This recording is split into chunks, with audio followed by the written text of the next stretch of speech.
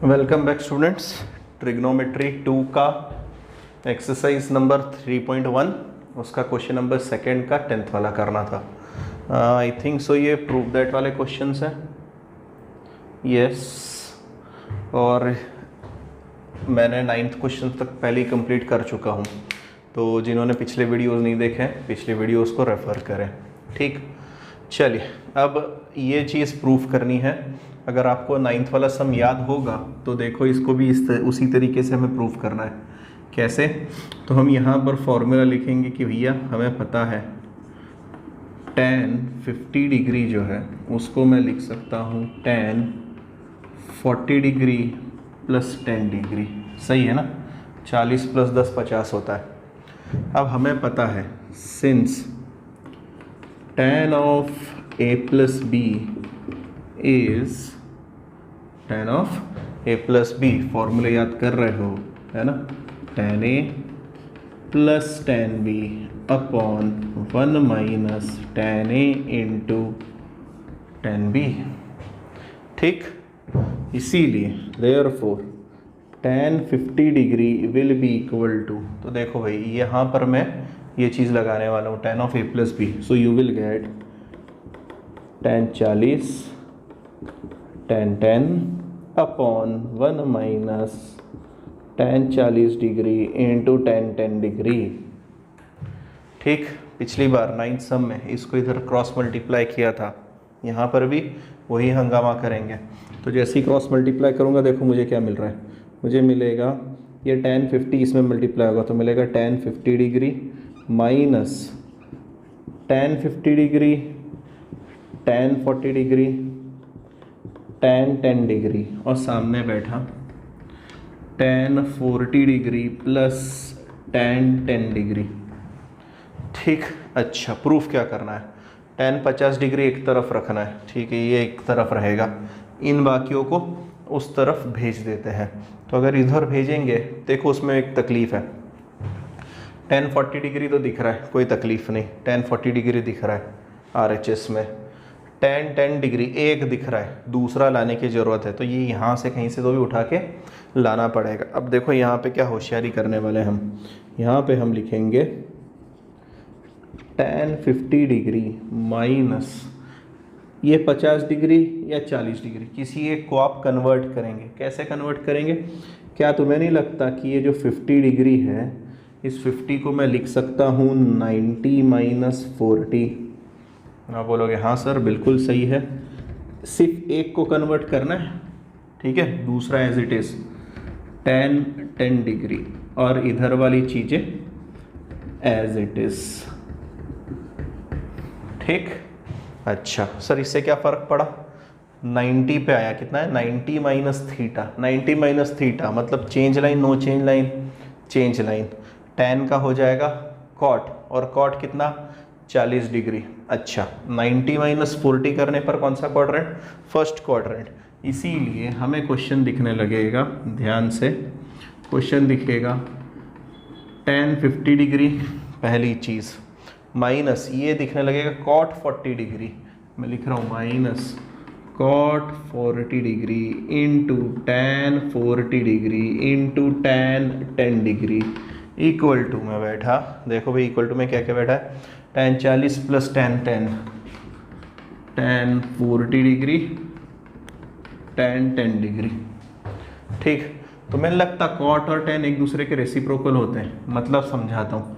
cot 40 degree को मैं लिख सकता हूँ 1 अपॉन tan 40 डिग्री, क्योंकि tan और cot एक दूसरे के रेसिप्रोकल होते हैं। तो सर अगर इसमें tan 40 मल्टीप्लाई करूँगा, tan 40 मल्टीप्लाई करूँगा तो ये दोनों क्या हो जाएंगे? कैंसल।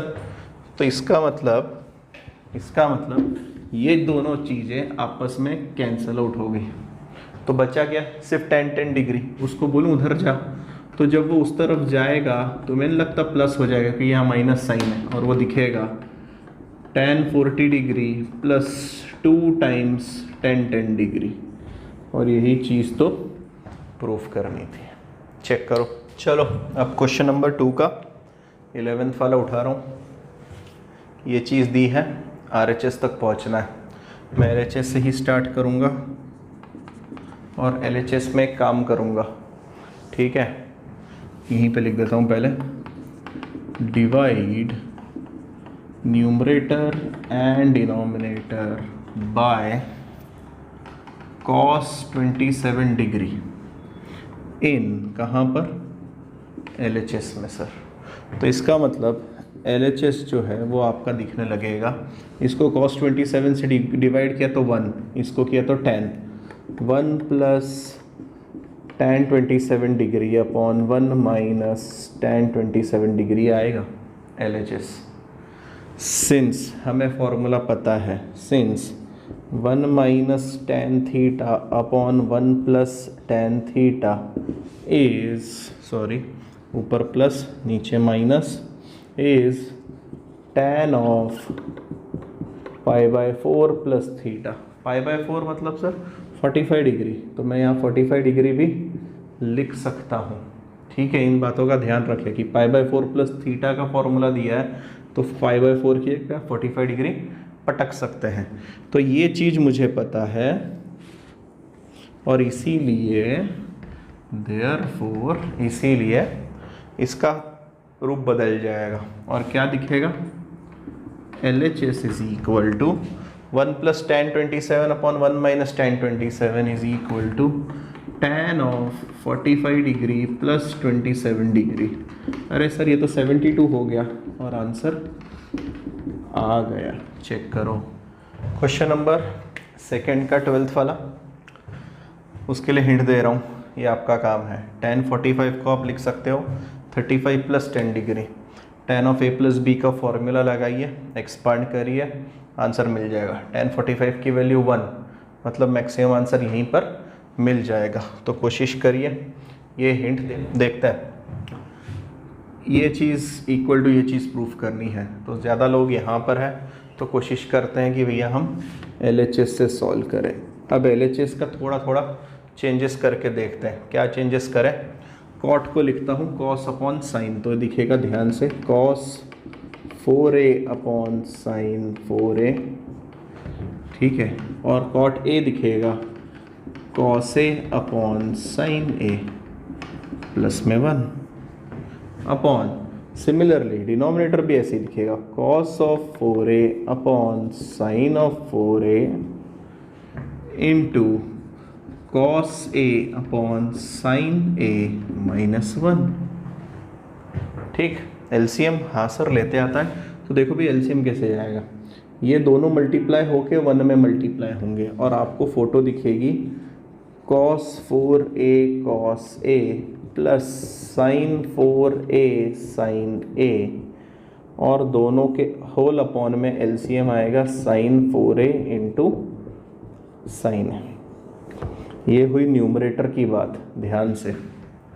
डिनोमिनेटर बाकी, डिनोमिनेटर में भी ऐसी हरकत होगी, बस माइनस के साथ cos 4a cos a minus sine 4a sine a upon sine 4a into sine a, ये हुआ डिनोमिनेटर, ठीक है। न्यूमरेटर डिनोमिनेटर में क्या चीज़ है, sign 4a sine a cut जाएगा, तो हमारे पास क्या बचा, ध्यान से देखो। न्यूमरेटर में cos cos साइन साइन, अगर याद आ रहा होगा तो cos cos साइन साइन ये cos का फॉर्मूला होता है, कैसे हमें पता है, since cos of a plus b is cos a cos b minus sine a sine b, और सिमिलरली अगर यहाँ माइनस लग जाता है तो यहाँ पर प्लस आता है, इस बात का ध्यान रखें। इसीलिए देयरफॉर हमारा LHS जो है वो दिखेगा, ऊपर वाला दिखेगा cos 4a plus a, sorry ये माइनस है तो माइनस लगेगा, है ना, तो फॉर्मूला दिखेगा हमें cos of 4a minus a, और नीचे दिखेगा cos of 4a plus a। काम कंप्लीट, सही है ना। कैसे सर, अरे ये हो गया cos 3a और नीचे वाला हो गया cos 5 है। देखो भाई यही चीज़ प्रूफ करनी थी, आ गए हम RHS पे, ठीक।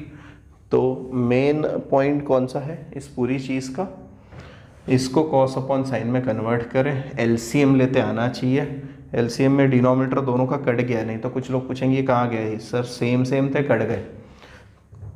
ये वाला फॉर्मूला आना चाहिए। ठीक, नेक्स्ट देखते हैं। चलिए क्वेश्चन नंबर सेकेंड का 14th वाला। यहाँ पर हम again divide numerator and denominator by cos 15 degree. कहाँ पर? LHS में। इससे क्या होगा? देयरफॉर LHS हमें दिखेगा, इसको डिवाइड किया तो 1, इसको डिवाइड किया तो tan 15 डिग्री, इसको cos से डिवाइड किया तो 1 और इसको डिवाइड किया तो tan 15 डिग्री। हमने फॉर्मूले पढ़े हैं कौन से? Since 1 minus tan theta upon 1 plus tan theta is tan 45 degree minus theta. Actually वहाँ पे 45 डिग्री माइनस थीटा नहीं है, हमने क्या लिखा था यहाँ पे? π/4 माइनस थीटा, है ना। दोनों फॉर्मूले, पहला फॉर्मूला tan π/4 प्लस थीटा, तो वो 1 plus tan theta upon 1 minus tan theta. जिन्होंने लास्ट पेज पे नहीं लिखा ये फॉर्मूला लिख लें। और tan π/4 माइनस थीटा, तो 1 minus tan theta upon 1 plus tan theta, है ना। इसको रट्टा भी मार लें और लास्ट पेज पे भी लिख लें। इसमें से अब यहाँ पे तो सर आपने π/4 नहीं लिखा, तो मैं यही बता रहा हूँ π/4 मतलब 45 डिग्री होता है। ठीक, इस उम्मीद में कि अब फॉर्मूला समझ में आ गया है। तो हम LHS को क्या लिख सकते हैं? LHS में थीटा की जगह पे कौन बैठा है सर? 15 डिग्री, इसीलिए, है ना। देयरफॉर LHS जो है वो दिखेगा tan 45 डिग्री माइनस 15 डिग्री।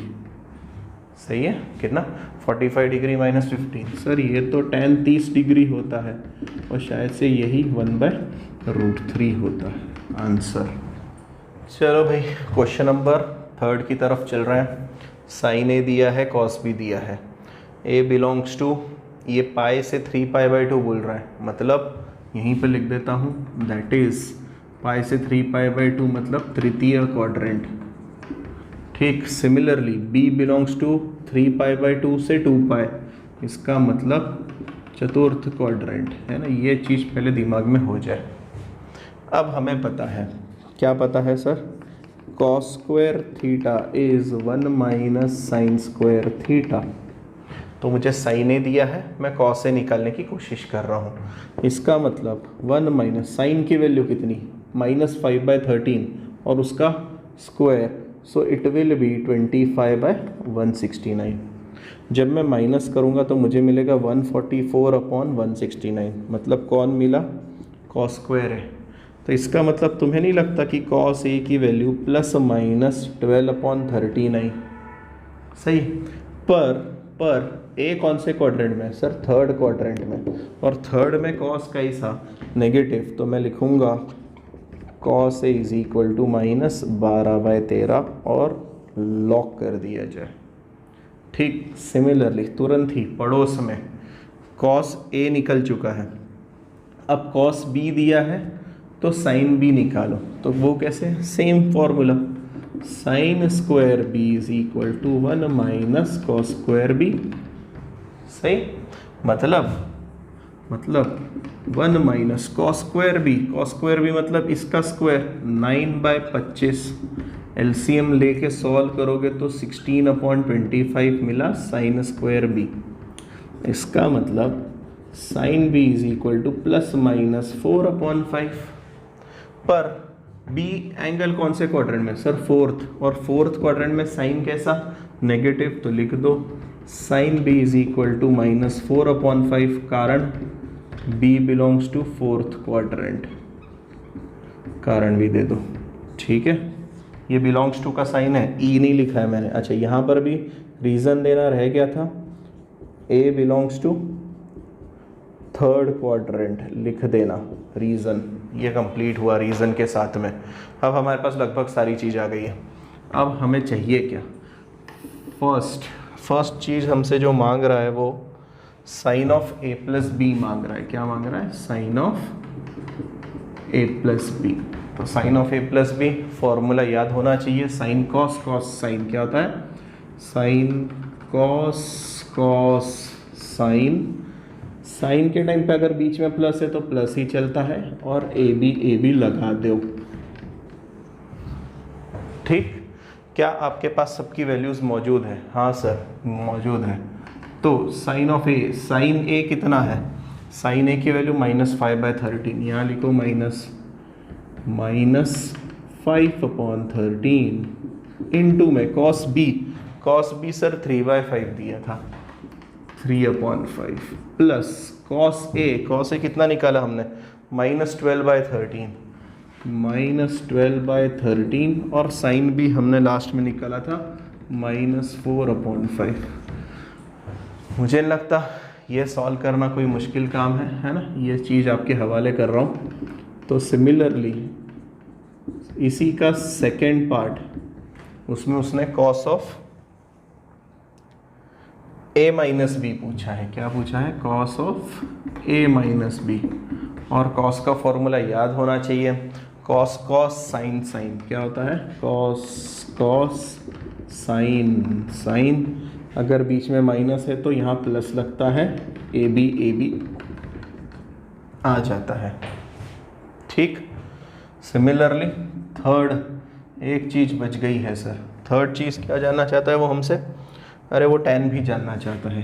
तो tan of a plus B, तो tan of a plus b का फॉर्मूला तो हम कब से देख रहे हैं, पिछले क्वेश्चन में बहुत बार देख लिया था, tan a plus tan b upon 1 minus tan a tan b, यहाँ पे वैल्यू रखनी, पर सर हमने tan a tan b तो निकाला ही नहीं, तो निकाल लेते हैं ना, कौन सी देर लगने वाली है। तो ध्यान से देखो, tan a की वैल्यू निकलेगी साइन अपॉन कॉस करने से, तो मैं लिख देता हूँ आपके लिए, tan a is equal to sine a upon cos a, दोनों के अपॉन में देखो क्या दिख रहा है, 13 कैंसिल हो जाएगा, माइनस माइनस कैंसिल हो जाएगा, और आपको मिलेगा 5/12 tan a की वैल्यू, और tan b की वैल्यू कितनी आएगी सर, तो उसके लिए साइन b के अपॉन में कॉस b रखेंगे, मतलब देखो करके दिखा रहा हूँ, अपॉन में कॉस b कितना था 3/5, 5 कट गया, आंसर -4/3, तो यहाँ पे आएगा -4/3। अब आपका काम क्या है, कुछ नहीं, ये रखो यहाँ, ये रखो यहाँ, इन दोनों की वैल्यू रखो और सॉल्व करके आंसर बताओ। ठीक, आई थिंक सो मैंने बहुत ज़्यादा सिंप्लीफाई कर दिया है।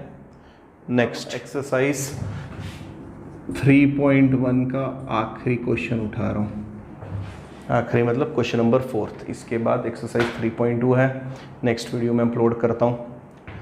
यहाँ पे tan a दिया है, tan b दिया है, और वो जानना चाहता है कि भैया प्रूफ करो कि a प्लस बी जो है 45 डिग्री के बराबर है, मतलब π/4 के बराबर। तो हम बोलते हैं भैया रुक चेक करते हैं, कैसे चेक करेंगे, तो हमें पता है since tan of a plus b is equal to, अभी फॉर्मूला देखा था, tan a plus tan b upon 1 minus tan a into tan b। ठीक, अच्छा tan of a plus b की वैल्यू तो पता ही नहीं है, इसको ऐसे ही चुपचाप बिठा के रखते हैं भैया, tan of a plus b, इधर की वैल्यू पता है, tan a की वैल्यू है सर 5/6, इसकी value 1/11, 5/6 plus 1/11 upon 1 minus 5/6 into 1/11, ये मल्टीप्लाई होगा।